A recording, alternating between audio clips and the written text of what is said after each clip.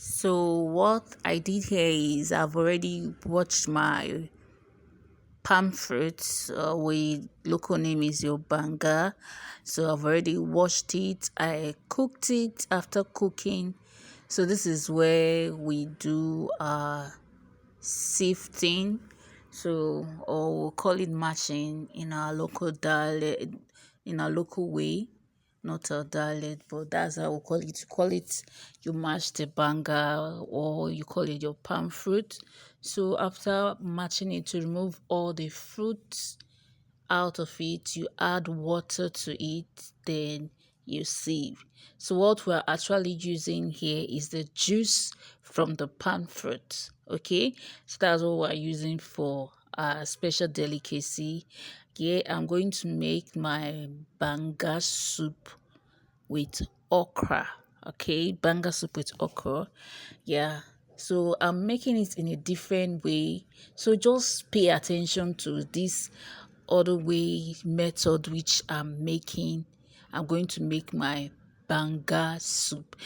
Is our local food in Nigeria. Is one of the delicacy in this part of the Niger Delta region. So just stay close and watch how to make your banga. So I'm going to add another water again. So what is there is the first thing you do is to watch your banga or your palm fruit, watch it, put it in the fire, allow the palm fruit to be cooked. How you know it's cooked? If you taste it and it's soft, you know your palm fruit is already cooked.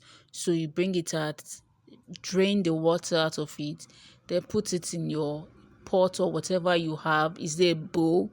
Then bring some, use the mortar, the pestle, or some use, they call it the grindstone or whatever. So me, I'm using a little mortar to do my pounding to remove all the shaft or the fruit out of my banga seed. So that's what I did. After heating, now you're going to beat it until you see that all the fruit are out of it. Then add water to it.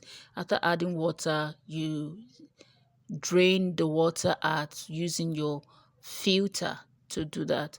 So it depends on how thick you want it. So if you want it to be that thick, you don't have a lot of water to it. But we like making it watery. We'll put it on the fire. Once it start boiling, before you start adding your other ingredient. So once you see that it's boiling, that is when you start adding your pepper. So I'm using a grounded pepper and crayfish for the starter. So because I have to allow it to boil until I have that my desired thickness. So after doing that, I'm going to add my crayfish to it. So this is the big kind of crayfish. Make sure you wash your crayfish. I remove the head from the crayfish. I blend it with my normal crayfish with it. So I'll still allow it to boil. I still added again my blended crayfish to my banga soup. My dear, banga soup is one of the delicacy, like I said, in the Niger Delta. If they're doing the traditional marriage, they must banga soup in it. Yeah. So I'm adding my meat now. I'll add my meat and the meat stock to my banga that is already boiling. So that meat stock is to add flavor to my banga soup. So this part I have to leave it for a longer time to boil until it thickens. So once it's thickened, I'm going to add my fish to it. I'm using the dry fish for this pattern. That's why I said this is another way of preparing it. Some use their other spice to it, which I'm not adding because I'm using okra to my banga soup, so I'm not adding all those other spice to it.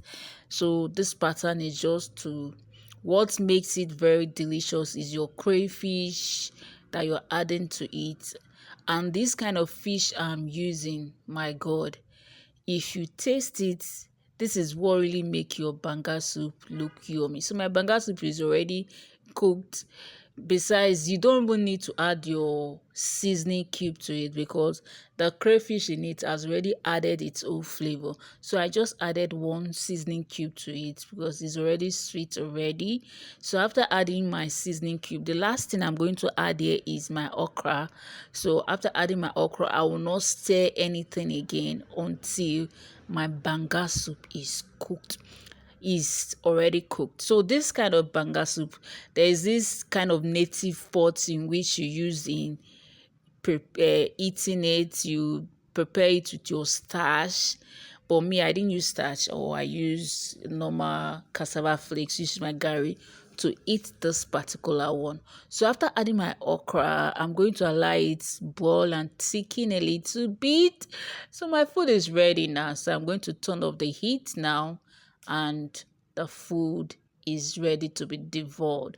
So what we do, they in our dialect they call it ewere. So that's normal native pot. It's a small pot.